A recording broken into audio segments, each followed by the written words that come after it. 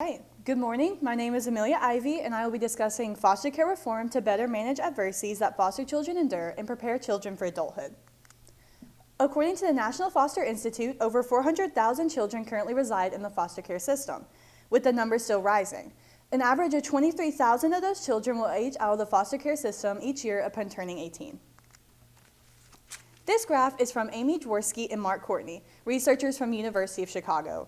The graph shows the cumulative probability of becoming homeless after exiting foster care. As you can see, the more months spent out of the foster care system, the higher chance of becoming homeless. Notably, the largest increase is between 2 to 5 months, which is a very short amount of time. The leading causes of children being placed in foster care are parental incarceration, neglect, poverty, parental death, and abuse. These issues are much too complex to solve altogether, therefore emphasizing the need for the foster care system to protect and prepare children to face the world on their own. My argument is that the foster care system needs training for social workers and foster parents, better programs for hardship management in foster children, and expansion of independent living services to sufficiently promote success for foster children. Social workers and foster parents are extremely important to the childhoods of children as they can serve as stable role models. In an interview-based study conducted by foster researchers from Boston University, the lead researcher, Kim Hawkinson, stated that a majority of successful foster care alumni would credit a part of their success to their social worker. For example, a young adult that aged out of the foster care system stated, "My social worker. She kind of taught me that no matter where I came from, it matters where I'm headed. I don't know how to explain it, that I can have dreams and goals like every other person on this planet." Hawkinson's team proved that social workers are a major aspect in inspiring and supporting youth in foster care. Some believe that social workers should limit their involvement in their cases' lives, but in doing so would block a meaningful and beneficial connection from forming. Hawkinson's team also found that foster parents were significant in providing children with a stable, active, and caring adult in their lives, further promoting their chances of success. Since social workers and foster parents play vital roles in the lives of foster children, it is necessary for them to have the needed adequate training to properly aid foster children. Foster children have unique needs that most children their age do not. For example, Lenore McWee, professor in family therapy at Florida State University, found that children in foster care are much more likely to suffer from mental health issues than other children their own age that live in happy and healthy homes. These mental health problems are most contributable to the struggle of having to leave their family, as well as having to cope with traumatic experiences that cause them to be removed from their family in the first place. Social work researchers Sandra Sukes-Chipungu and Tricia Bent-Goodley from Howard University discovered that the lack of quality and reinforcement of training for both social workers and foster parents leads to difficulties in maintaining staff and suitable families for children.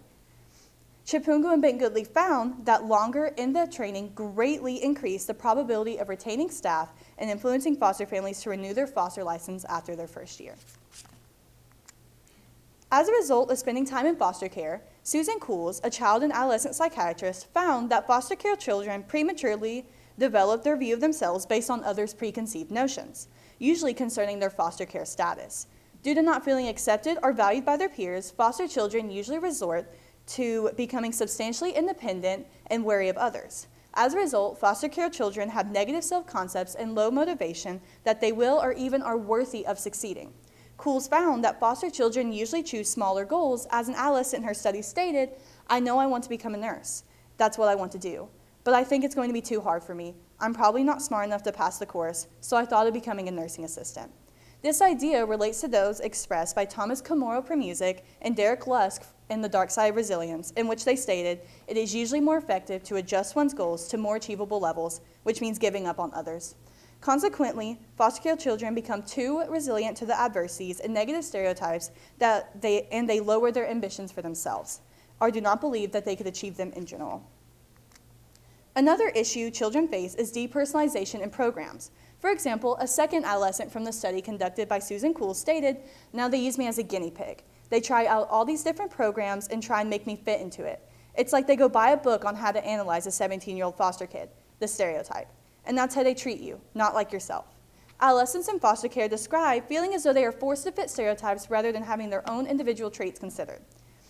This correlates to ideas expressed by Nelson Mandela in his book Long Walk to Freedom, in which he states, "That is not to say that we were all alike in our responses to hardships we suffered. Furthermore, stressing that even though all of the foster children have ended up in the same place in foster care, Their experiences beforehand are unique, and each child will have their own reactions to their hardships. For that reason, programs need to be reevaluated to fit individuals rather than being based on foster kid stereotypes.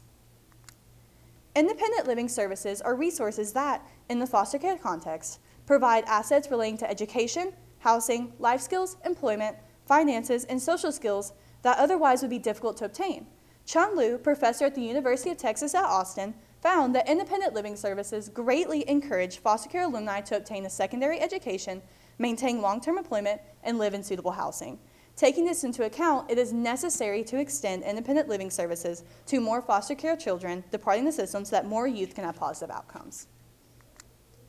Limitations for foster care form arise when considering the varying research from state to state as a result of different foster care policies and practices, as well as the continually increasing number of caseloads of foster children and the acknowledgement that providing attentive individual care for foster children will be strongly demanding for social workers.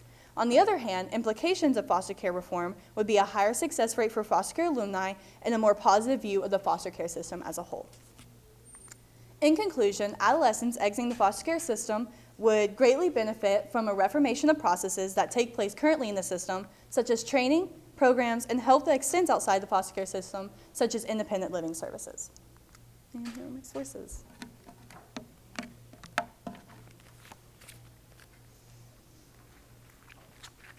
Good morning.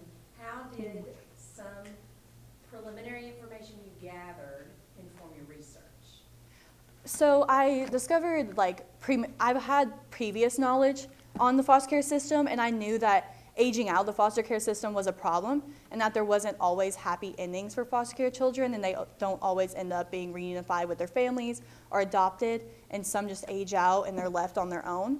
It's oftentimes homeless and without a job or money or really any family. So it made me want to learn more about how we could help these children. How is your conclusion in conversation with the body of literature or other research sources you examined?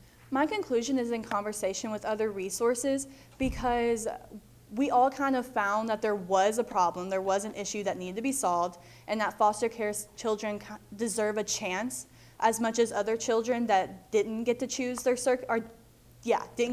circumstances, and they all deserve a chance at success and to have their own individual selves considered instead of just being a statistic and figuring out what they want to do with their lives and just making it as much as other kids.